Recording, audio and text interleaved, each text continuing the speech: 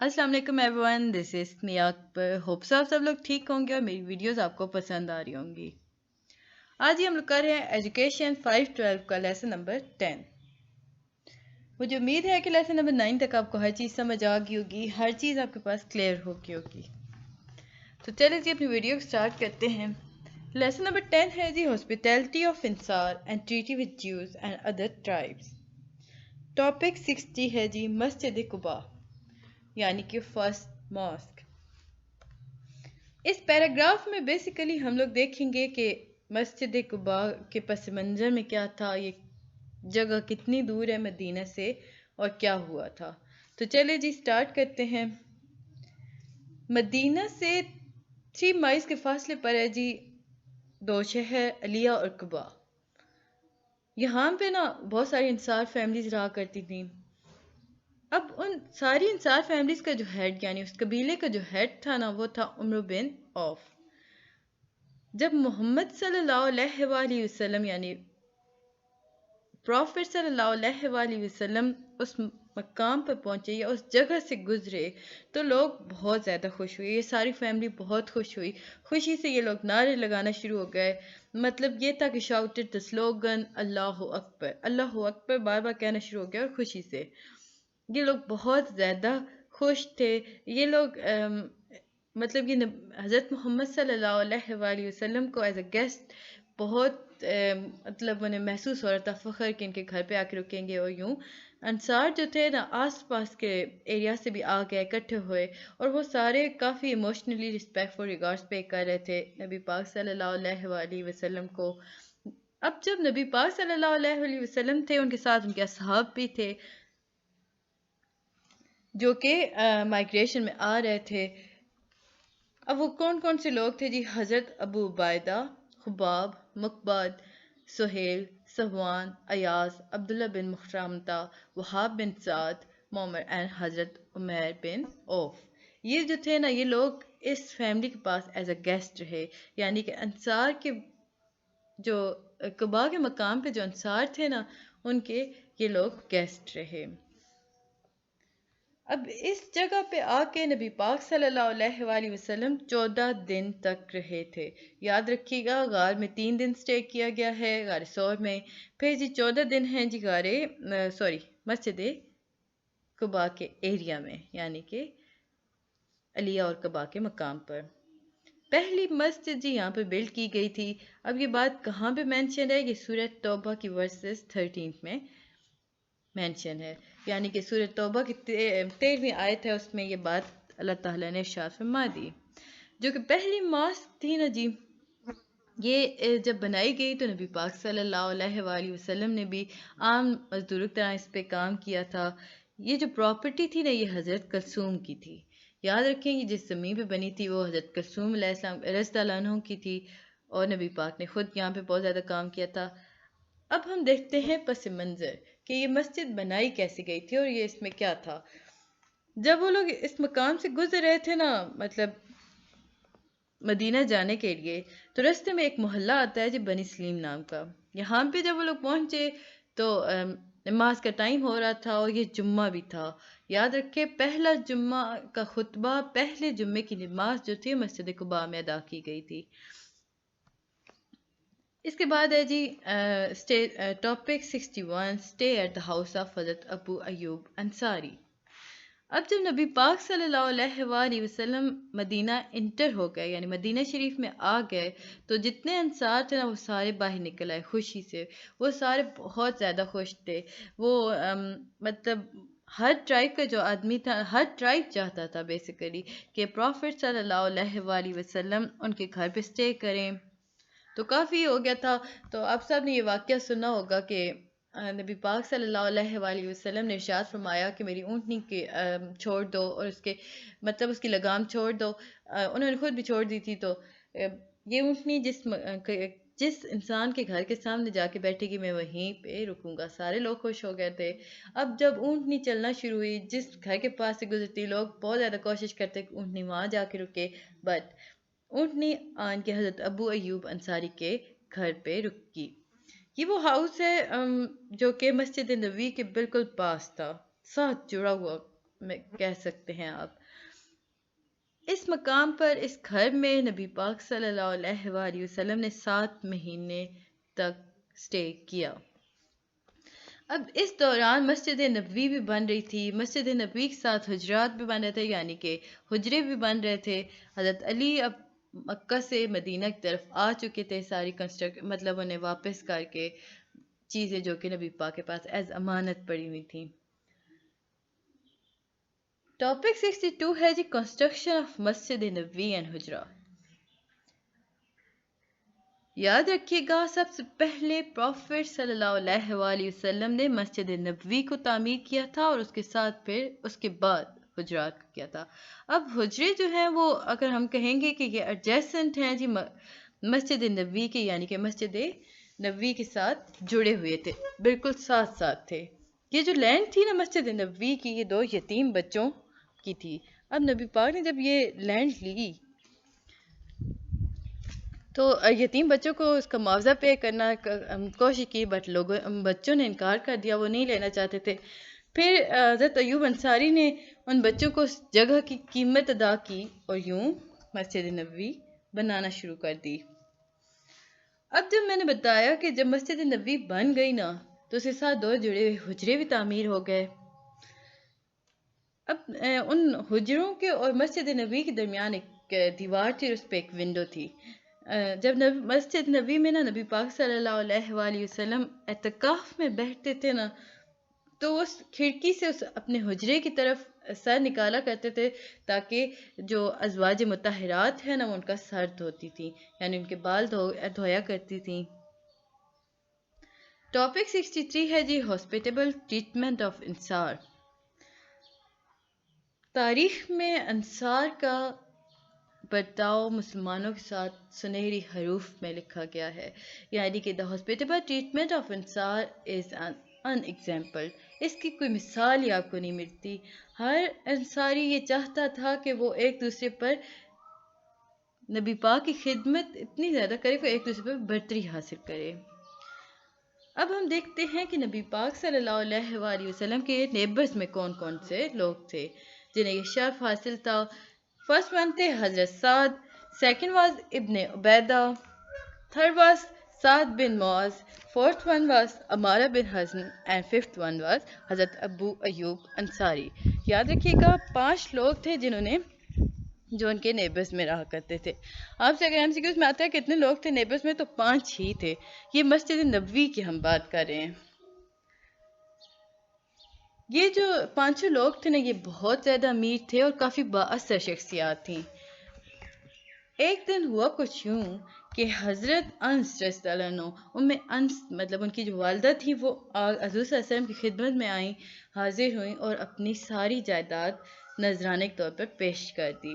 اب جب حضرت محمد نے وہ جائیداد قبول کی اور اسے اپنی خادمہ یا اپنی نرس حضرت ایمن تھیں انہیں دے دی۔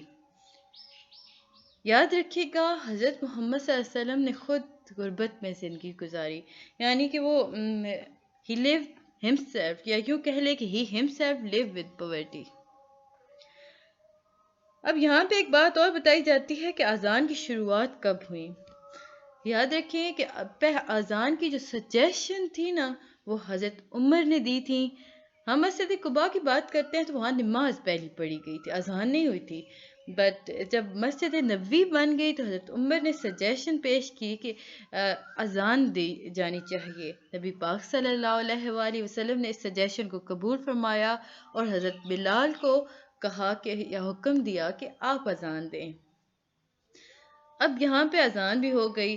اب حضرت محمد صلی اللہ علیہ وآلہ وسلم نے میسج کیا جی مکہ کی مطلب حضرت ابو بکر کو کہا کہ آپ ایک خط لکھیں اپنے بیٹے کو اور اسے کہیں کہ آ جائے اور ہمیں جوائن کر لے، واپس آ جائے، یعنی کہ مدینہ آ جائے۔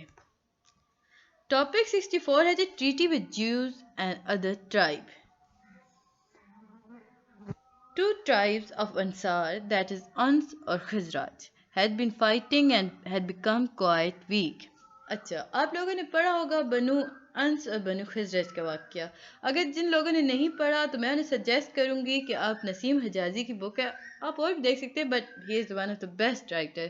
تو آپ ان کی بک دیکھیں جی، اور تلوار ٹوٹ گئی، تو وہاں پہ آپ کو ملے گا کہ بنو انس اور بنو خزرج کے پس منظر آپ کو صحیح طریقے سے پتہ چلے گا اور آپ کو یہ واقعہ صحیح سمجھ آئے گا۔ اب مدینہ میں 2 قبیلے رہا کرتے تھے، بنو انس اور بنو خزرج۔ اب وہ لوگ ہر وقت لڑا کرتے تھے اور لڑنے کی وجہ سے وہ کمزور ہو چکے تھے۔ اب ان کے درمیان جو تھے نا یہودی، وہ ان کی لڑائیاں جھگڑے کرایا کرتے تھے۔ انہیں یہودیوں کو یقین تھا کہ اب یہ لوگ کبھی بھی ایک ساتھ اکٹھے بیٹھ نہیں سکتے۔ نبی پاک صلی اللہ علیہ وآلہ وسلم نے جب یہ حالات دیکھے تو انہوں نے ایک معاہدہ کیا بٹوین یہود اینڈ انصار۔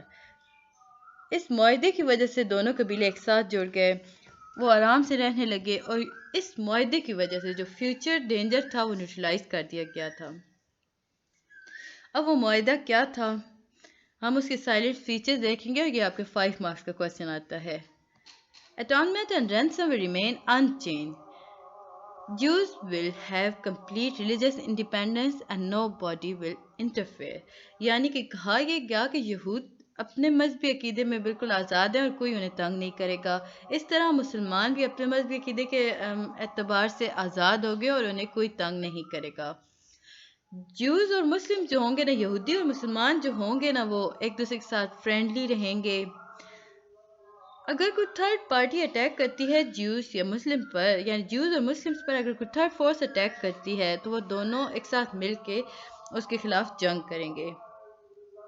کوئی پارٹی ان دونوں میں سے، یہود اور مسلمز میں سے، قریش کے کسی بھی انسان کو شیلٹر فراہم نہیں کرے گا۔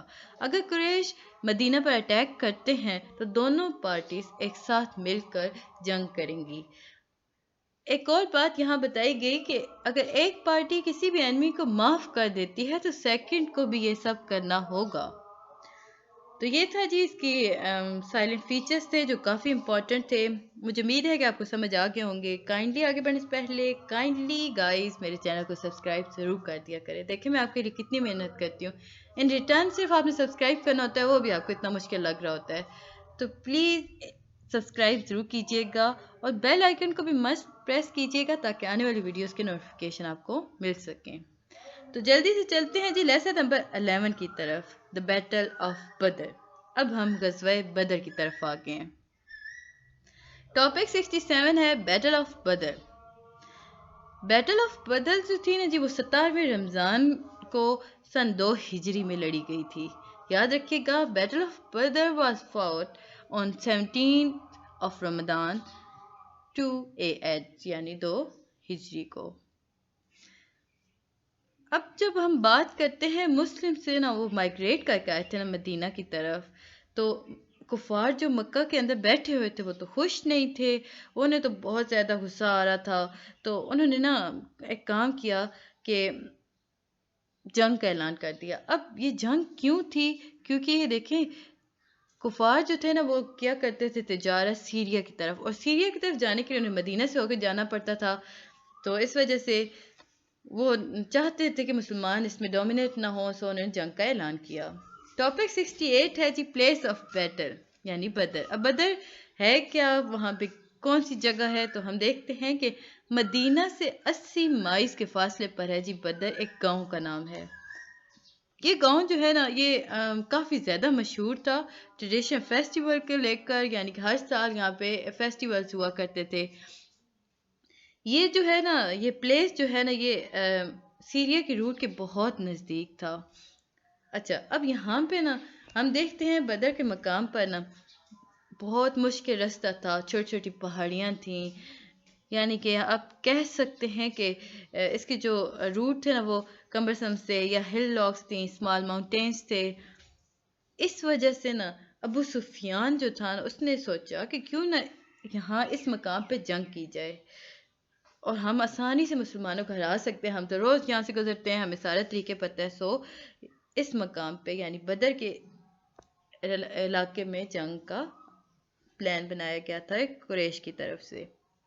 ٹاپک 69 ہے مسلم آرمی۔ آگے بڑھنے سے پہلے لائک بٹن مست پریس کیجیے گا تاکہ مجھے پتہ چل سکے کہ آپ کو کتنی زیادہ ویڈیوز میری پسند آ رہی ہیں۔ گائز آپ لوگ بالکل بھی سبسکرائب نہیں کرتے، سبسکرائب مست کیجیے گا پلیز۔ ٹاپک نمبر 69 ہے جی مسلم آرمی. اب ہم دیکھتے ہیں کہ غزوہ بدر میں مسلمانوں کی آرمی اتنی زیادہ اسٹرانگ نہیں تھی. مطلب مسلمان چاہتے ہی نہیں تھے کہ جنگ ہو. بٹ یہاں پہ ہم دیکھتے ہیں مخاط ہیڈ ورک الاٹ ان دس وار، یعنی مخاط مدینہ جو ہوا تھا، میثاق مدینہ آپ کر دیں، تو اس نے اس جنگ میں بہت زیادہ اثر کیا یا بہت زیادہ مدد کی. پروفٹ صلی اللہ علیہ وآلہ وسلم had made مکان مسلم اینڈ مسلمز آف مدینہ مہاجر اینڈ انصار برادر ٹو ایچ ادر. اب میثاق مدینہ میں کیا ہوا تھا دیکھیں، نبی پاک صلی اللہ علیہ وآلہ وسلم نے مکہ سے آئے ہوئے مسلمز کو اور مدینہ کے آئے ہوئے مسلم یعنی مہاجر اور انصار کو بھائی بھائی بنا دیا تھا. انہیں مطلب یہ سارا آپ کو ٹریٹی پتہ ہوگی کیا ہوئی تھی، بس چھوٹی کلاس میں آپ لوگ کو بتا دیا، مجھے امید ہے کہ آپ کو یاد ہوگی. ابھی ہم چلتے ہیں جنگ یا آرمی کی طرف. تو مسلم جو آرمی تھی نا وہ بہت کم تھی، اور مطلب ہم کہہ سکتے ہیں کہ قریش کے مقابلے میں کافی کمزور آرمی تھی. کفار کی آرمی بہت زیادہ تھی.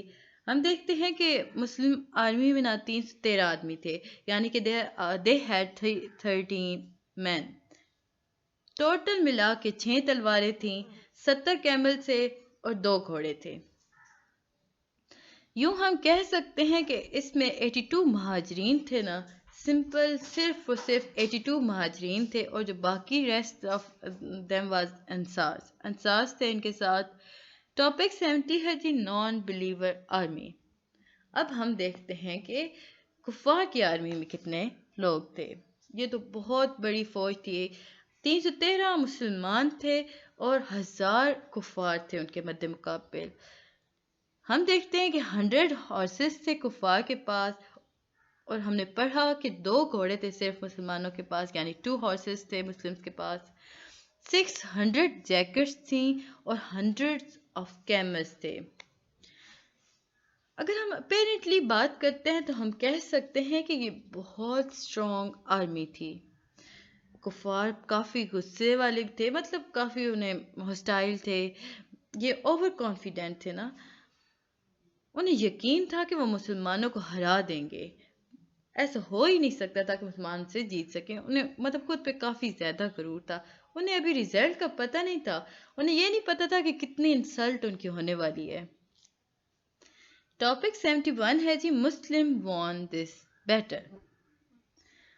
اگر ہم نمبرز کی بات کرتے ہیں تو ہم کہیں گے کہ despite of number of differences between the forces, ہم جب دیکھتے ہیں کہ مسلمز تو بہت کم تھے اور کفار بہت زیادہ تھے تعداد میں، لیکن مسلمز اس جنگ کو جیت گئے.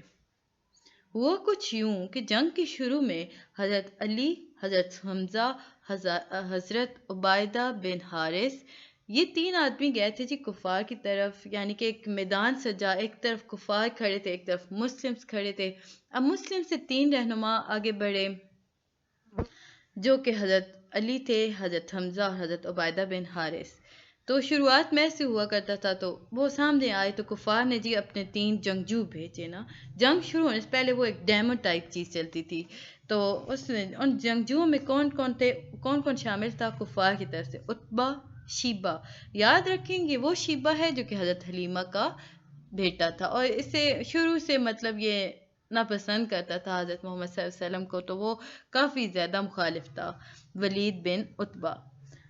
اب یہ سارے آمنے سامنے آئے. 3 بہترین جنگجو مسلمز کی طرف آئے، 3 بہترین جنگجو کفار نے بھیجے. تو یہ سامنے آئے تو مسلمز جو تھے نا انہوں نے انسٹنٹلی یعنی فوراً سے ان تینوں کو قتل کر دیا. ایک ہی بار میں انہیں جہنم واصل کر دیا، اور یوں جنگ سٹارٹ ہو گئی. یہ شروعات میں سے ہوا کرتا تھا. پہلے بہترین آیا کرتے تھے، اور جیسی مطلب وہ دیکھا کرتے تھے نا کس کی پاور زیادہ ہے، تو جو مر گیا سمجھ جایا کرتے تھے کہ اگلا زیادہ طاقتور ہے، تو وہ ان تینوں کو چن لیا کرتے تھے کہ انہیں مارا جائے. اب اس جنگ میں نا مسلمانوں نے ناقابل یقین حد تک بہادری دکھائی اور اس جنگ کو جیت لیا. 2 ینگ مسلمز ہم یہاں بات کرتے ہیں نا جنہوں نے ابو جہل کو قتل کیا تھا نا، وہ تھے معاذ اور معاذ. 2 مسلمز ینگ مسلمز تھے جی، معاذ اور معاذ. انہوں نے ابو جہل کو قتل کیا تھا جو کہ کمانڈر تھا کفار آرمی کا. الٹیمیٹلی اگر ہم بات کرتے ہیں 70 کفار تھے جی جنہیں قتل کر دیا گیا تھا اور 70 ہی کو قیدی بنا لیا گیا۔ اس پورے مارکے میں 14 مسلم سے جو شہید ہوئے تھے۔ اب جب جنگ ختم ہو گئی، مسلمان جیت گئے، تو نبی پاک صلی اللہ علیہ وآلہ وسلم نے ایک بہت اچھا ٹریٹمنٹ دیا پرزنرز آف وار کو، جنگی قیدیوں کے ساتھ بہت اچھا رویہ رکھا، کچھ کو ایز اے کرٹسی چھوڑ دیا گیا۔ اب نبی پاک صلی اللہ علیہ وآلہ وسلم نے کچھ قیدیوں کو ایز اے کرٹسی چھوڑ دیا اور باقیوں کو کہا کہ آپ فدیہ دیں۔ اگر آپ فدیہ نہیں دے سکتے تو آپ ایک کام کریں کہ آپ میں سے ہر کوئی 10 مسلمان بچوں کو پڑھائے گا اور اسے آزاد کر دیا جائے گا۔ اگر ہم میریکلز کی بات کرتے ہیں تو اس جنگ میں مسلمانوں کی ہیلپ اینجلز نے بھی کی تھی، یعنی فرشتوں نے بھی اس جنگ میں ہیلپ کی تھی۔ یہ جو اگر ہم this war has honored that in سورہ انفال tremendous material has been given about the battle of Badr۔ اس جنگ کا ذکر سورۃ انفال میں ہوا تھا جی، سورہ انفال میں ہوا۔ یوں سمجھ لیں کہ اس کے پاس ایک آنر ہے کہ سورۃ انفال میں اس کے ٹریمنڈس مٹیریل کے بارے میں بات کی گئی ہے۔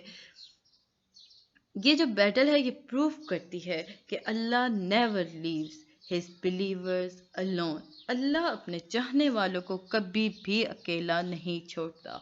تو یہ تھا جی لیسن نمبر 11۔ مجھے امید ہے کہ آپ کو سمجھ آیا ہوگا۔ ملتے ہیں جی نیکسٹ ویڈیو میں، تب تک کے لیے اللہ حافظ۔